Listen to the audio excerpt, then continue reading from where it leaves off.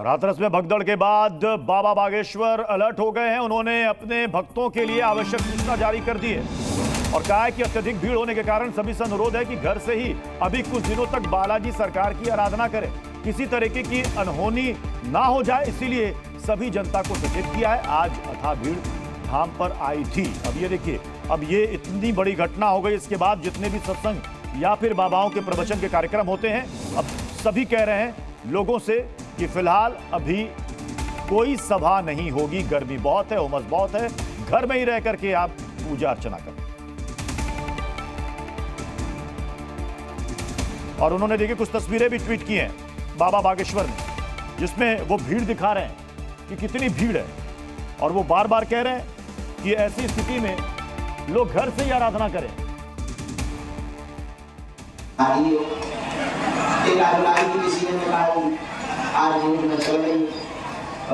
कोई कुछ निकाल लेगा, कोई बर्थडे मनाओ 3 दिन पहले होगा। अब असलियत में अपना 4 तारीख को हैप्पी बर्थडे, अब 3 दिन पहले ऐसे झूठी जानकारियों से दूर रहना है। वीडियो बनाने के चक्कर में उसमें डाल देते। अभी हम वहां के बाहर उसमें डाल दिया बाबा पर आ गया भयंकर संकट, अच्छा जमाना आ गया, संकट मोचन संकट कहां से आ गया। तो बाबा साकार हरि पर कितना बड़ा पाखंडी था और कैसे आडंबर ये करता था, आपको एक बार फिर से दिखाते हैं। खुद को ये भगवान बताता था। बाबा कृष्ण के रूप में, कृष्ण के अवतार के रूप में खुद को पेश करता था, हाथ में सुदर्शन चक्र घुमाता था। ये देखिए मन से ये ऐसे नाटक करता था जैसे कि इसके हाथ में वाकई में सुदर्शन चक्र। दूर से जो लोग देखते थे उन्हें लगता था कि बाबा के हाथ में सुदर्शन चक्र अचानक से प्रकट हो गया।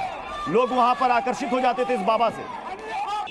और ये देखिए, ये बाबा के काफिले की तस्वीर है। जब बाबा निकलता है तो उसके साथ साथ उसके जो अपने सिक्योरिटी गार्ड होते हैं, वॉलंटियर्स, सिक्योरिटी गार्ड, तो ऐसा लगता है कि जैसे कोई वीवीआईपी आ रहा हो।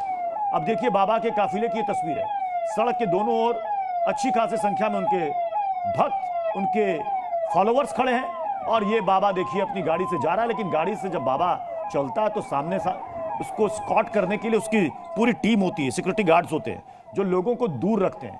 ऐसा लगता है कि जैसे कोई बहुत बड़ा वीवीआईपी आ रहा हो, उसकी मूवमेंट है। सब कुछ थम जाता है, सड़क थम जाती है जब बाबा का काफिला गुजरता है। ये सब कुछ आपको सोशल मीडिया पर वायरल है। बाबा की एक एक तस्वीर सामने आ रही है, लेकिन बाबा सामने नहीं आ रहा है, बाबा गायब है। 20 घंटे हो चुके हैं उस घटना को, 121 लोगों की मौत हो चुकी है। लेकिन जो बाबा इतने लाव लश्कर के साथ चलता था, जो बाबा लाखों लोगों के बीच में प्रवचन देता था, जो बाबा खुद को भगवान बताता था, जो बाबा कहता था कि उसके पास दैवीय शक्ति है, जो बाबा ये कहता था कि वो भूत प्रेत भगा सकता है, वो सब कुछ कर सकता है, वो बाबा आज गायब हो गया। ये देखिए बाबा का जहां सत्संग लगता था वहां पर ट्रैफिक कैसे वहां पर चलती थी। ये देखिए, ये उसका काफिला है बाबा का। ये बाबा की गाड़ी है। आप देखेंगे आगे पीछे स्कॉट करती हुई इसकी टीम बाबा को लेकर जाती थी। कुछ देर के लिए सड़क में ट्रैफिक को रोकना पड़ता था, गाड़ियां थम जाती थी, बाबा का काफिला गुजरता था और कुछ इस तरीके से बाबा जाता था प्रवचन करने के लिए। यह है वो बाबा,